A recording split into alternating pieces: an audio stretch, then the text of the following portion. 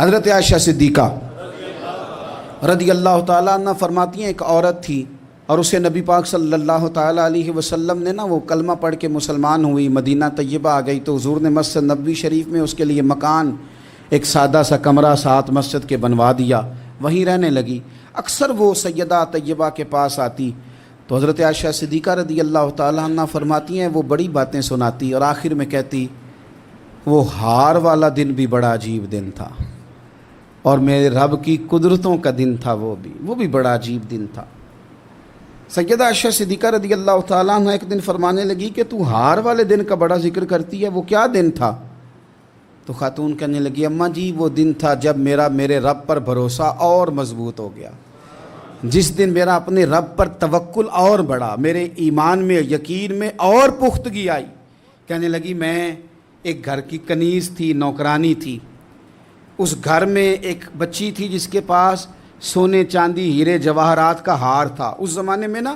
چمڑے کے اوپر لوگ ہیرے جواہرات لگاتے تھے، کئی دفعہ سرخ رنگ کے چمڑے پہ لگائے جاتے تھے، وہ بچی پہنتی تھی تو کہتی ہوں بچی کے اس نے اتار کے رکھا یا اس سے گرا وہ ہار تو چیل اسے اٹھا کے لے گئی گوشت سمجھ کے اور میرے سامنے اٹھا کے لے گئی۔ گھر والوں نے مجھ سے پوچھا، یہ بخاری میں موجود ہے، گھر والوں نے پوچھا مجھ سے کہ وہ ہار کہاں ہے تو میں نے کہا چیل اٹھا کے لے گئی۔ گھر میں کچھ چوری ہو جائے تو سب سے پہلا الزام کس پہ لگتا ہے؟ ملازمین پہ۔ کہتے انہوں نے مجھے بڑا مارا، بڑی تکلیف تھی، حتیٰ کہ میری شرمگاہ تک کی تلاشی لی، میری عزت اتنی خراب کی میں بتا نہیں سکتی۔ میں نے اپنی زندگی میں ایک واقعہ دیکھا، ایک امیر گھر میں چوری ہو گئی، ملازم کو اتنا مارا کہ وہ چارپائی پہ پڑ گیا،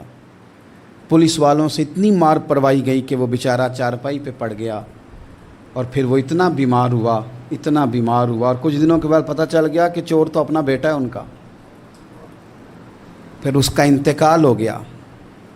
اب وہ سیٹھ صاحب اور گھر والے آ کے مرنے والے کے کان میں معافیاں مانگ رہے ہیں، کان میں۔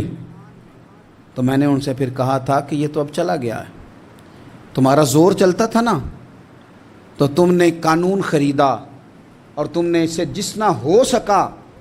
تم نے اسے مار پڑوائی، تمہارے پاس جو عدالتیں تھیں تم نے وہاں کارروائی کی، اب ایک عدالت قیامت کے دن لگے گی۔ یہ کمزور تھا نا، کچھ کر نہیں سکا۔ میرے نبی پاک صلی اللہ علیہ وسلم نے فرمایا سن لو، اگر سینگ والی بکری نے بغیر سینگ والی بکری کو تکلیف دی ہوگی نا تو قیامت کے دن اسے بھی بدلہ دینا پڑے گا کہ تیرے پاس سینگ تھے اور تو نے اسے مارا تھا۔ وہ خاتون عرض کرتی ہے سیدہ عائشہ کی خدمت میں کہ مجھے بڑا مارا، مجھے تکلیف دی، میں کہہ رہی تھی کہ میرے سامنے چیل لے گئی ہے پر وہ نہیں مان رہے تھے، اماں جی انہوں نے مجھے بڑا مارا۔ حضرت عائشہ صدیقہ کہتی ہیں پھر کیا ہوا؟ کہنے لگی اماں جی جب کوئی میرا مددگار نہ رہا، مجھے تکلیف دے رہے تھے، رسوا کر رہے تھے، تو میں نے اپنے رب سے مدد چاہی،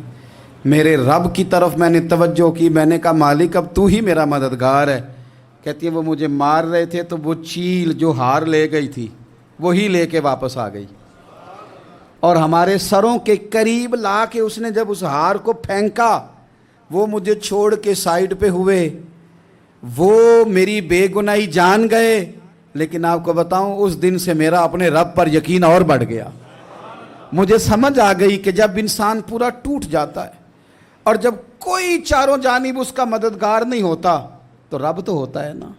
اللہ تو اس کا مددگار ہوتا ہے نا، وہ تو پھر اپنے اس بندے کی مدد کرتا ہے نا، پھر وہ تو توانائی دیتا ہے نا، وہ تنہا نہیں چھوڑتا، وہ تو آنسوؤں والوں کے آنسوؤں پہ بڑا کرم فرماتا ہے، وہ تو قسم پرسی میں آ جاتا ہے، اس کی رحمت بڑھ کے استقبال کر لیتی۔ ڈاؤن لوڈ موج۔